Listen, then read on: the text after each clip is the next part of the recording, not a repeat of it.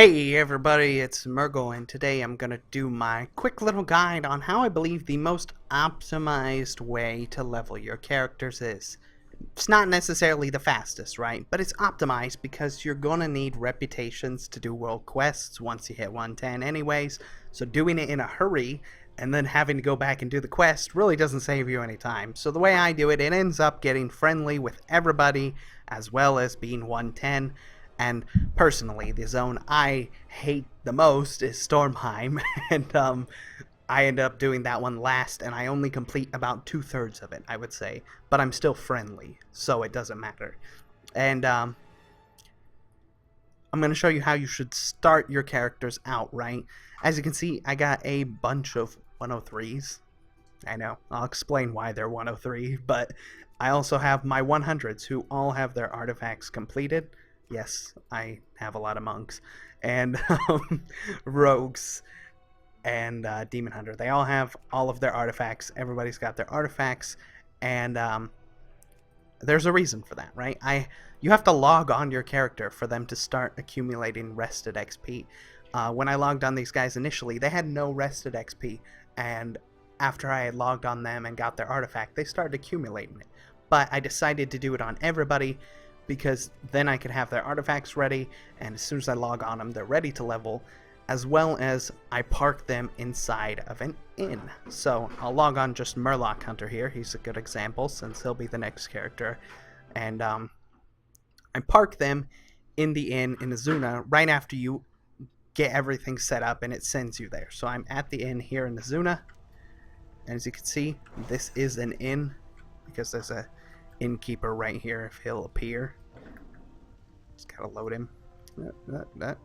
Maybe. There he is. See? Ildari Innkeeper. This is an inn, so you will get rested XP a little bit faster. And I did this in order, so as I was completing them, by the time I came back to the first person, they had a lot of rested XP already. Now, I'll explain to you why I get them to 103, and then I stop and moved on to another character. So, let's take Frostmourne for example here. She's 103. I have completed all of the quests in Azsuna, including the dungeon quest. And I turned in the quest that leads you to Dalaran. I turned in all those, and she's 103. At 102, you unlock the abilities to start sending missions in your garrison and stuff. Class Order Hall. You start unlocking the ability to send Class Order Hall missions, and the first one will be your research thing, which takes 4 hours. But after that, you can start sending more missions that will give you XP rewards. And the way I figure it is, if I level everybody to 103, right, and I can start sending these XP missions, that's a bonus 5% XP with every single mission, right? So I'm getting a couple 5% of a level every time I send one of these, and I can send them on the other people while I'm focusing on leveling 1, if that makes sense. So if I get everybody to 103 and they can start sending these missions, as you can see, she has one in progress, and it will give me 5% when it finishes.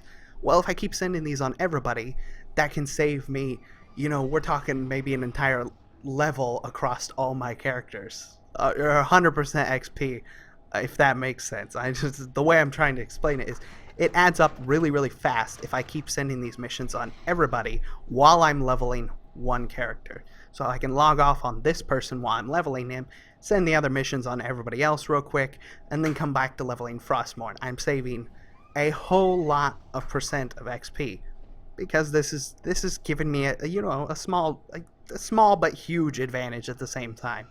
And it's mostly passive, right? Because while I'm leveling the other characters, I can send that real quick, and I don't have to do anything.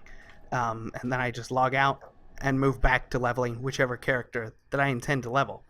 So I'll save. It takes me a couple hours to get from. It'll take me a little bit to get from 103 to 110, but in that time, I'll probably send 2 missions on everybody else. So that's 10% XP for them. And then if I move to the next one, I'll send 2 missions on the remaining followers, 2 missions on the remaining followers, 2, and then 2, and 2. And, by the end of it, I've gained almost an entire level on the last person while I've been leveling the process of getting everybody else to 110. You know what I mean?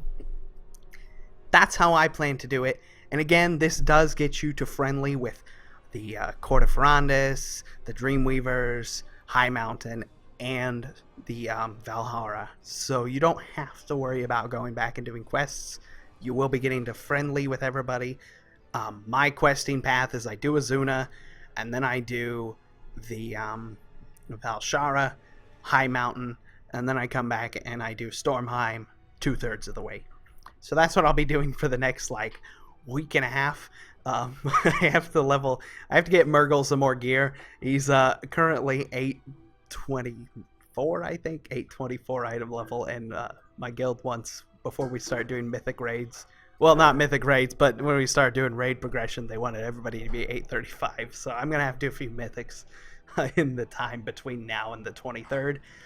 But I think, you know, we're gonna have a lot of high levels here shortly, and then I'll you know, be making a lot of bank at that class order hall after we set them all up. So that's my leveling tips anyways. That's how I plan to do it.